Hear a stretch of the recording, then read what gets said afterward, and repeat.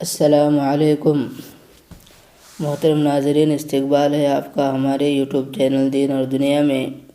آج میں آپ حضرات کے لیے ایک نیا واقعہ لے کر کے حاضر ہوا ہوں۔ چلیے بات شروع کرتے ہیں۔ افریقہ کے ایک ملک میں ایک شخص حافظ قرآن و عالم شریعت کسی مسجد میں امام جماعت مقرر ہوا۔ لوگ اس عالم کا بہت احترام کرتے تھے اور ہر شخص چاہتا تھا کہ اس عالم کو اپنے گھر دعوت میں بلائے، خصوصاً رمضان المبارک میں۔ اسی سبب ایک مقتدی نے رمضان المبارک میں ان کو افطار میں اپنے گھر بلایا۔ عالم نے دعوت قبول کی اور افطار کے وقت اس مقتدی کے گھر پہنچے اور وہاں ان کا بہت شاندار استقبال کیا گیا۔ افطار کے بعد عالم دین نے میزبان کے حق میں دعا کی اور واپس چلے گئے۔ مقتدی کی زوجہ نے عالم کے جانے کے بعد مہمان خانے کی صفائی ستھرائی کی تو اسے یاد آیا کہ اس نے کچھ رقم مہمان خانے میں رکھی تھی، لیکن بہت تلاش کے باوجود وہ رقم اس عورت کو نہیں ملی، اور اس نے اپنے شوہر سے پوچھا کہ کیا تم نے وہ رقم لی ہے؟ شوہر نے جواب دیا نہیں، اور پھر اس نے یہ بات شوہر کو بتائی کہ مہمان کے علاوہ کوئی دوسرا فرد ہمارے گھر نہیں آیا اور ہمارا بچہ دوسرے کمرے میں تھا، اور جھولے میں رہنے والا اتنا چھوٹا سا بچہ چوری نہیں کر سکتا۔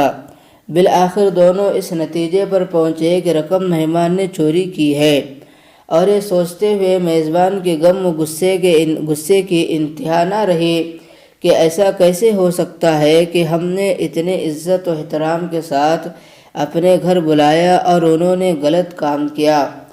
اس شخص کو قوم کے لیے نمونہ عمل ہونا چاہیے تھا کہ وہ چور ڈکیت کیسے بن گیا۔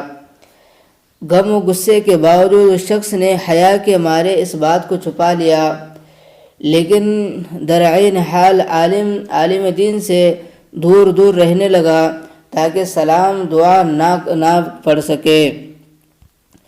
اسی طرح سال گزر گیا اور پھر رمضان مبارک آ گیا، اور لوگ پھر اسی خاص محبت اور خوشی جوش و خروش کے ساتھ عالم دین کو اپنے گھر میں افطار کے لیے بلانے لگے۔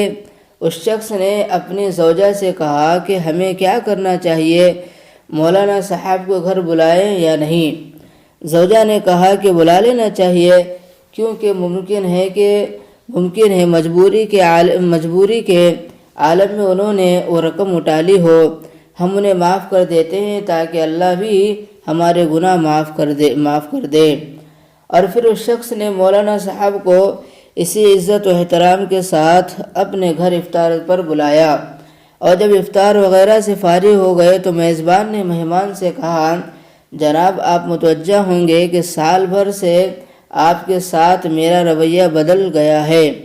عالم نے جواب دیا، ہاں، لیکن زیادہ مصروفیت کی وجہ سے میں تم سے اس کی وجہ معلوم نہ کر سکا۔ میزبان نے کہا کہ قبیلہ میرا ایک سوال ہے اور مجھے امید ہے کہ آپ اس کا واضح جواب دیں گے۔ پچھلے سال رمضان المبارک میں میری زوجہ نے مہمان خانے میں کچھ رقم رکھی تھی اور پھر وہ رقم اٹھانا بھول گئی، اور آپ کے جانے کے بعد ڈھونڈنے کے باوجود وہ رقم ہمیں نہیں ملی۔ کیا رقم آپ نے لی تھی؟ عالم دین نے کہا، ہاں میں نے لی تھی۔ میزبان حیران و پریشان ہو گیا، اور عالم نے اپنی بات جاری رکھتے ہوئے کہا، جب میں مہمان خانے سے جانے لگا تو میں نے دیکھا کہ کاؤنٹر پر پیسے رکھے ہوئے ہیں، چونکہ تیز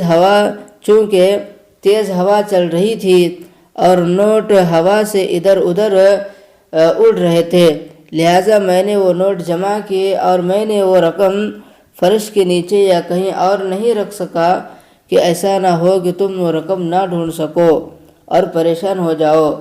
اس کے بعد عالم نے زور سے اپنا سر ہلایا اور اونچی آواز میں رونا شروع کر دیا، اور پھر میزبان کو مخاطب کر کے کہا کہ میں اس لیے نہیں رو رہا ہوں کہ تم نے مجھے چوری کا الزام لگایا۔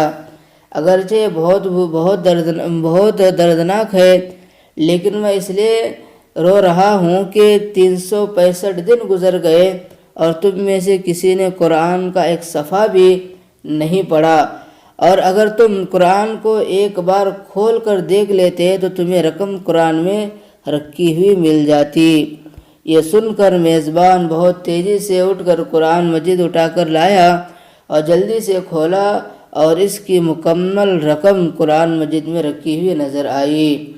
تبصرہ یہ حال ہے بعض مسلمانوں کا کہ سال بھر میں بھی قرآن نہیں کھولتے اور اپنے آپ کو سچا اور حقیقی مسلمان سمجھتے ہیں۔ بارہ الہ ہمارے دلوں کو، یا خدا ہمارے دلوں کو قرآن مجید سے روشن و منور فرما۔ اگر بات اچھی لگی ہو تو آگے بھی ضرور شیئر ضرور کرے۔